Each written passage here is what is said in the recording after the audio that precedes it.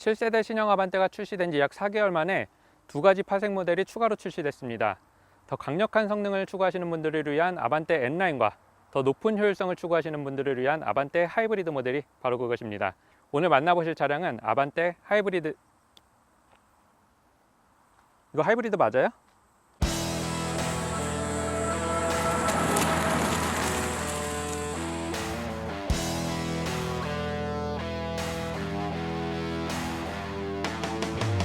아반떼 하이브리드 모델의 외관은 일반 기본형 아반떼와 다르지 않습니다.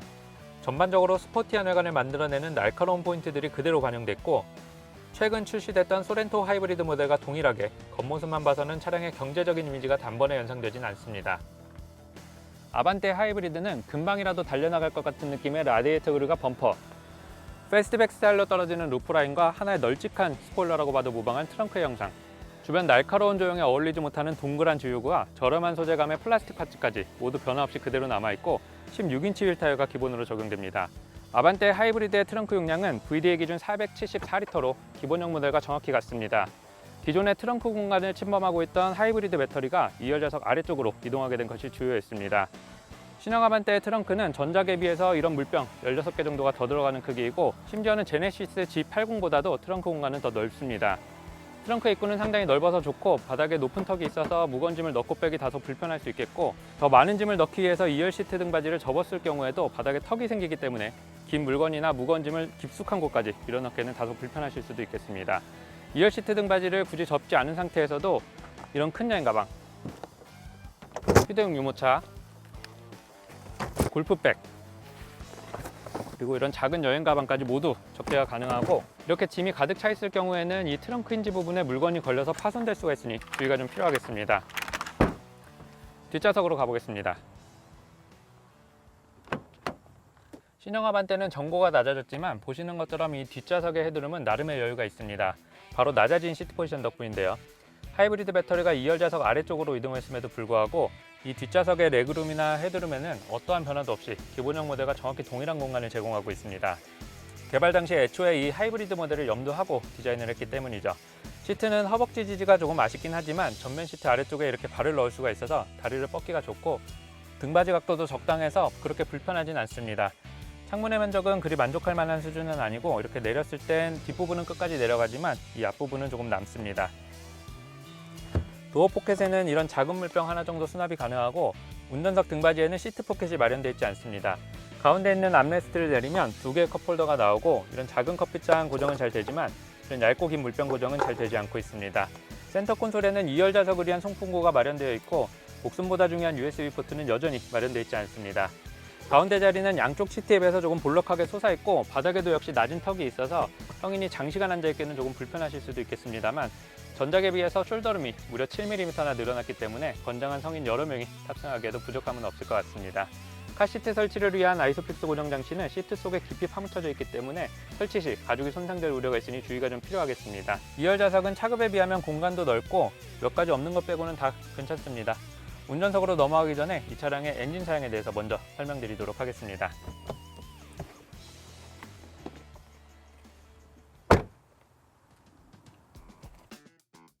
올류 아반떼 하이브리드 모델은 최고 출력 105마력에 15.0kg 포스미터의 토크를 발휘하는 1.6 하이브리드 가솔린 엔진과 최고 출력 43.5마력에 17.3kg 포스미터의 토크를 발휘하는 구동 모터의 조합으로 결론적으로 합산 출력 141마력에 27토크의 성능을 발휘합니다. 이 차량은 123마력에 15.7토크의 성능을 발휘하는 기본형 모델보다 더 강력한 힘을 발휘하는 것은 물론이고, 1리터의 연료로 무려 6.7km나 더 달릴 수 있을 정도로 연료 효율이 대폭 상승했습니다. 이 차량의 공차 중량은 16인치 휠타이어 기준으로 1330kg으로 기본형 모델 대비 약 85kg 정도 더 무겁습니다.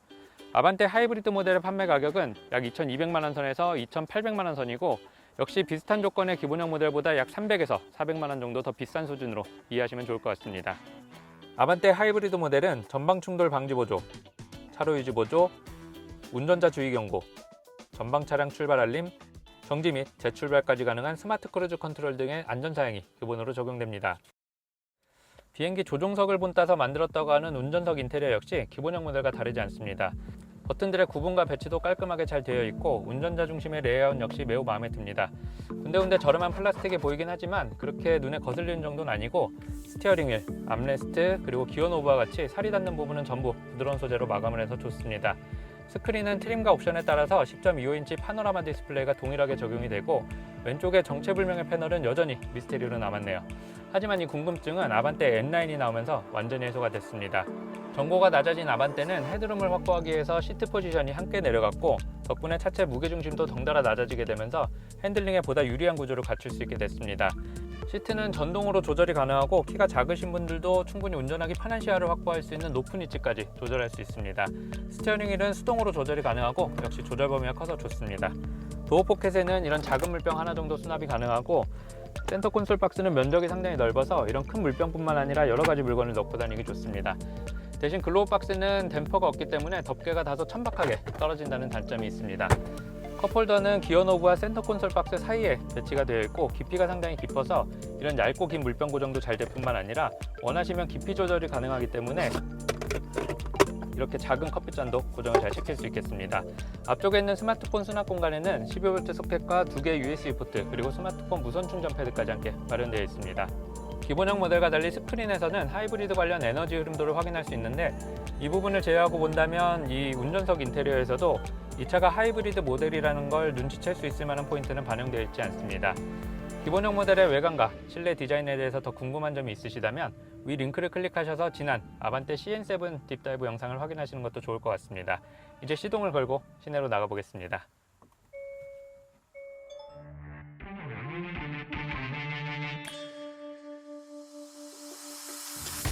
아반떼의 디자인은 애초에 이 하이브리드 모델까지 고려를 하고 개발이 됐기 때문에 지금은 전혀 부자연스러운 부분이 없고 공기저항 개수도 기본형 모델과 동일하게 CD 0.28로 제네시스 G70에 버금가는 수준입니다. 신형 아반떼는 뒷유리가 조금 작긴 하지만 전방시야와 측방시야가 굉장히 좋고 특히 전방시야는 전작에 비해서 수평시계가 약 11.6도 정도 더 넓게 보이도록 개선됐기 때문에 운전할 때 걱정이 많은 초보 운전자들에게도 정말 좋은 조건을 갖추고 있습니다. 역시 기본형 모델과 동일하게 노멀한 주행 상황에서는 엔진 소음이 실내로 적게 들어오는 편이고 아주 당연하게도 전기 모터만으로 움직일 때 실내는 전기차를 운전하는 것처럼 정숙합니다. 평상시 전기 모터가 엔진을 보조해줄 땐 확실히 엔진의 부하가 적게 걸리기 때문에 소음도 적게 발생하고 움직임도 한결 가볍습니다. 게다가 급가속 시에는 시작부터 전기 모터가 최대 토크로 엔진을 보조해주기 때문에 꽤 만족할 만한 가속력을 느끼실 수 있겠고 제로백 성능도 10.5초로 아이오닉 하이브리드보다 빠릅니다. 현재 이 차량에는 애킨슨 사이클 방식의 1.6L 직분사 엔진에 32kW의 170Nm의 힘을 발생시키는 구동 모터가 조합돼서 결론적으로 기본형 모델 대비 약 18마력 그리고 11.3토크만큼 성능이 우수해졌으면 물론이고 여기에 6단 DCT 미션이 물리게 되면서 고속주행 상황에서의 대응력이 현저히 떨어졌던 CVT 미션과 조합된 기본형 파워트레인의 한계와 아쉬움이 상당 부분 보완됐습니다.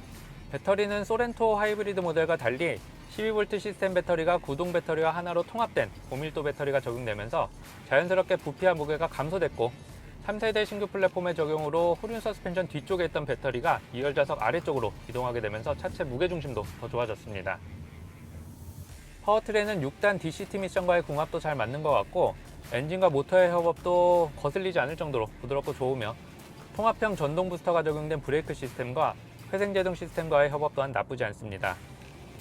꾸준히 쌓아온 현대자동차의 하이브리드 노하우 덕분에 이 아반떼 하이브리드 모델 역시 엔진과 모터 그리고 변속기의 세팅이 좋아졌고 이는 연비에서도 잘 드러나고 있습니다. 이 차량의 복합 연비는 16인치 휠 타이어 기준으로 리터당 21.1km로 니로, 코나 하이브리드와 동일하게 가다서다를 반복하는 도심주행 연비가 고속도로 주행 연비보다 높습니다. 참고로 연료를 가득 채웠을 때 최대 주행 가는 거리는 886km입니다. 여기까지 보면 아반떼 하이브리드 모델은 거의 완벽에 가까운 파생 모델이며 더 이상 기본형 모델을 구매할 이유가 전혀 없어 보이기도 합니다만 꼭 그렇지만은 않습니다. 아반떼 하이브리드 모델에 적용된 구동 배터리는 현대자동차의 소형 하이브리드 모델들에 주로 적용되고 있는 배터리가 동일하게 적용됐지만 어째서인지 배터리 용량은 1.32kWh로 니로, 코나, 아이오닉 하이브리드의 배터리 용량인 1.56kWh에 비해서 약 15% 정도 낮아졌습니다. 이는 최근에 리뷰했던 소렌토 하이브리드 모델이 다른 중형 하이브리드 모델들 대비 약 15% 정도 배터리 용량이 낮아진 것과 유사한 현상으로 보여지는데 배터리 셀의 에너지 밀도가 좀 낮아졌을까요? 이렇게 배터리의 용량이 작다는 건 그만큼 구동 모터가 엔진을 보조해 줄 수 있는 시간 자체가 짧아진다는 걸 의미하고, 앞서 설명드렸던 이 모든 장점들과는 정반대로 구동 모터의 도움이 없을 땐 오직 105마력의 15토크의 엔진만으로 이 차량을 주행해야 된다는 걸 의미하기도 하죠. 아무리 아반떼가 가벼운 차량이라고 해도 계속해서 구동 모터의 도움 없이 주행하기에는 역시 무리가 있을 수밖에 없고, 산길과 같이 장시간 오르막이 이어지는 구간에서는 배터리의 소모도 빠르고 회생제동 시스템으로 더 이상 충전을 할 수가 없는 상태로 엔진 힘을 쥐어 짜내야 되기 때문에 연비와 출력이 동시에 떨어지는 결과를 초래할 수도 있습니다. 그럼에도 불구하고 이 차량의 복합 연비가 21.1km나 나온다는 건 그만큼 도심 주행 상황에서의 세팅 완성도가 높다고 밖에 볼 수 없겠네요. 토션빔 서스펜션이 적용됐던 기본형 모델과 달리 이 차량의 홀인 서스펜션에는 트레일링암 기반의 4링크 멀티링크 서스펜션이 적용되어 있습니다. 기존의 토션빔 서스펜션이 차지하고 있던 공간을 그대로 활용해야 되기 때문에 더 많은 공간을 필요로 하는 더 복잡한 구조의 멀티링크 서스펜션은 구현되지 않았지만 차급에 맞는 적절한 개선이 이루어진 것으로 보여집니다. 요철이 많은 구간이 지날 때는 좌우 바퀴의 노면 추정성이 좋아진 게 느껴지고 하체가 불안하게 느껴지진 않습니다. 그립이 좋아졌기 때문에 코너 구간에서는 같은 코스를 돌 때 기본형 모델보다 더 빠른 속도로 돌더라도 안정감과 밸런스가 더 좋습니다. 다만 구동 모터의 협업이 늘 일정하지 않기 때문에 갑작스러운 모터의 개입이나 빠짐으로 인해서 다소 불안한 상황이 연출될 수가 있으니 주의가 좀 필요하겠습니다. 꾸준하게 더 재밌는 걸 원하신다면 이런 환경을 생각하는 차량보다는 이산화탄소를 더 많이 내뿜어내는 아반떼 N9과 같은 차량들을 선택하시는 게 좋을 것 같습니다. 하이브리드 시스템에 대해서 더 궁금한 점이 있으시다면 위 링크를 클릭하셔서 지난 소렌토 하이브리드 모델에 대한 딥다이브 영상을 확인하시는 것도 좋을 것 같습니다. 현재 이 차량의 복합 연비는 20.2km입니다. 국내 소형 세단들의 입지가 점점 줄어들고 있는 어려운 상황 속에서 아반떼가 조금 더 효율적이고 더 강력해져서 돌아왔습니다. 부담없이 편하게 타시기에는 역시 기본형 모델을, 더 재밌는 걸 원하신다면 아반떼 N9을 선택하시는 게 좋을 것 같고, 평소에 주행거리가 많아서 더 경제적인 모델을 찾고 계셨다면 이 아반떼 하이브리드 모델이 좋은 대안이 될 수 있을 것 같습니다.